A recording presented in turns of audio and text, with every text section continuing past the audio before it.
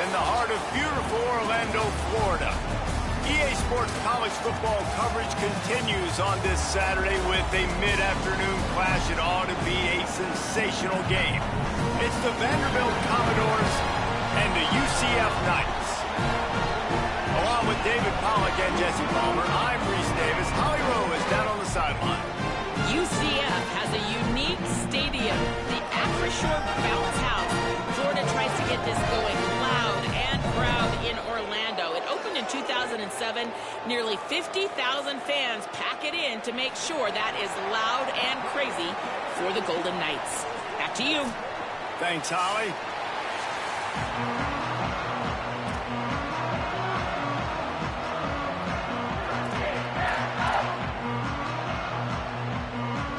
So the UCF Knights kicker approaches the football, and the 2026 season is underway. Coming out with it, it's Brown. He was bold to bring that thing out of the end zone, but he'll go out of bounds at the 17-yard line.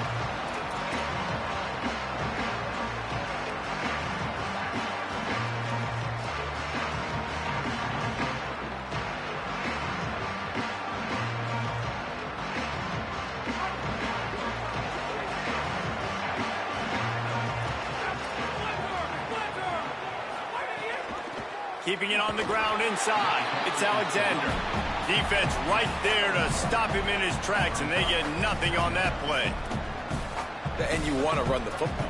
That's okay. You'll take some of these. But if they start to add up down the road, obviously, you might want to think about airing it out a little bit. Didn't get much on first down. It's 2nd and 9.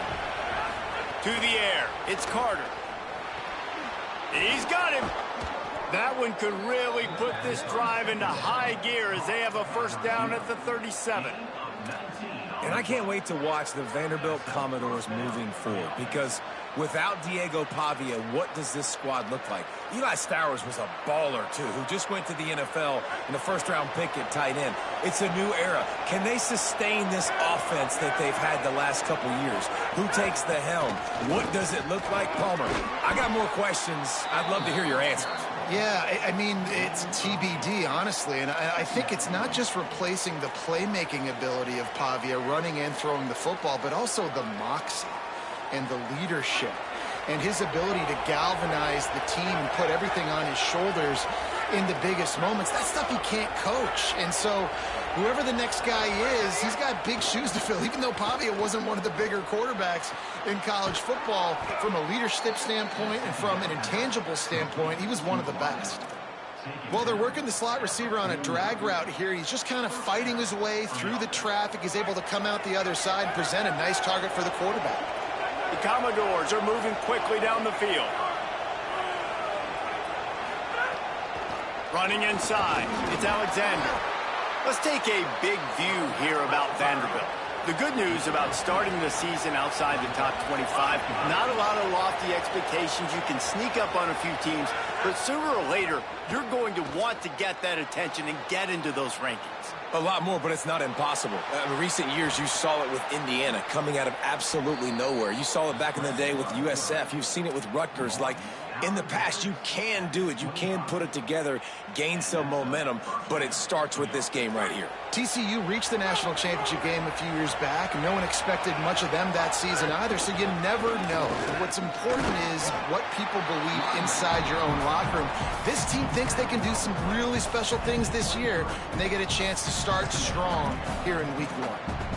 And those body blows really, really matter. Like, I want to be able to hand the ball off to my running back 10, 15 times a game. Make the defense tackle them, wear them out. Sometimes these 3 to 4 yard runs, later in football games, they turn into 5 to 15 to 20-yard gains just because of the body blow effect. After the 3-yard pickup, they come to the line, 2nd and 7. Delayed handoff, it's Young. Really good running, gets it into the red zone, and they'll have it at the 16. New running back, same result. Like, it's pretty clear what they want to do on the offensive side of the football. They want to dominate the line of scrimmage. They want to run the football, whether it's the starter or now the backup. They're going to establish that ground game. It's what they do. It's who they are. The earth is shaking. Bounce house living up to its name as UCF tries to get off the field. From the red zone, it's Alexander. And he gets it inside the 10-yard line. They'll mark it at the 9 where it'll be 1st and goal. This offense is putting a drive together. Nice job. Opening drive, you got a script. You want to execute. You want to go down the field, really set the tone. Nice 3rd down conversion, and now set up 1st and goal. This offense has a chance to really make a statement.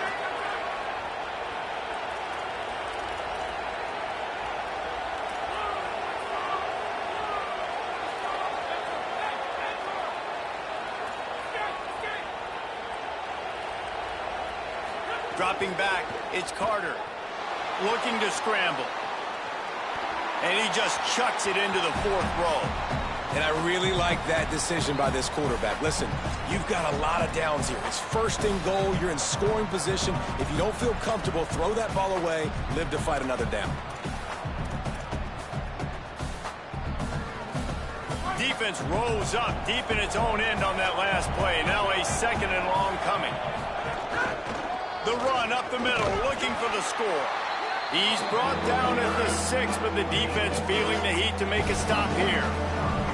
After getting stopped on that 2nd down, don't be surprised if the offense hands it off to him again here at the goal line on 3rd. The 12th play of this drive, the defense trying to dig in on 3rd and goal. Oh, they really could have used that catch there. Physical pass defense. It brings up a 4th down. And you see, once you start to get to the red zone, the contested catch rate goes way through the roof. Who can make those plays when you're physically getting hit? Nice job by the defense, man. Make them earn it. Make them feel it. Get your hands through the contact of the football when they're trying to make the catch. Great job breaking on the football at the perfect time.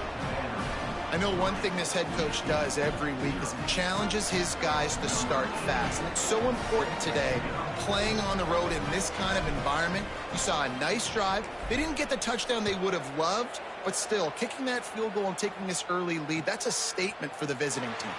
Fielded in the end zone, it's Farmer. Knocked down right at the 25, and I guess he breaks even, bringing it out of the end zone.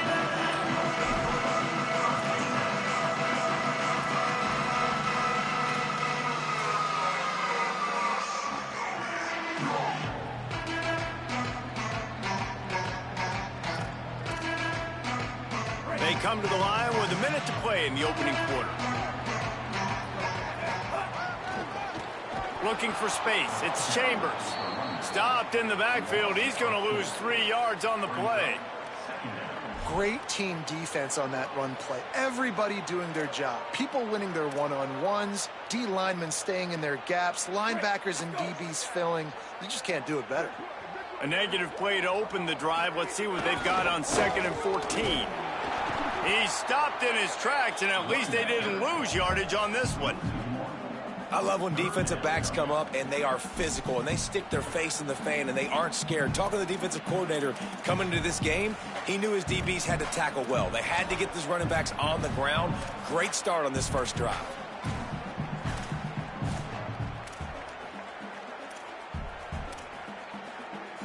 Backing up on the first 2 plays now to try to throw it in drive on 3rd down. The Commodores signal for a timeout. It's their first. After using an early one, 2 left for them to spend. Now facing a 3rd and long.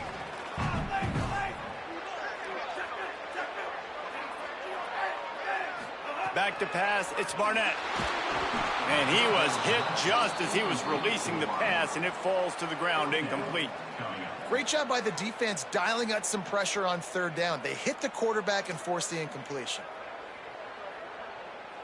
The Knights will punt this one away.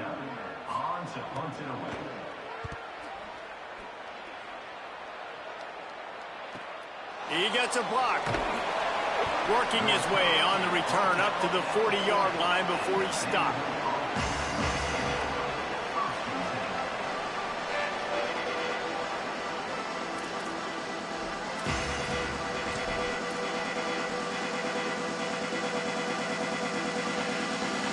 They'll They'll start this drive and snap it from the 40. The run inside. It's Alexander. That is a big win for this defense as they were right there as soon as he got the ball. Well, the defense blitzed on that last run, but it was the big fella on the inside that made the stop and made the play. Great job flying out of his stance, locating where the football was, and getting to the ball carrier. Really good job at the point of attack. That's it for the period, and it's Vanderbilt holding the lead. And after that first quarter, let's see if these guys can get back in the game in the second. They flipped into the field, and we're ready to play.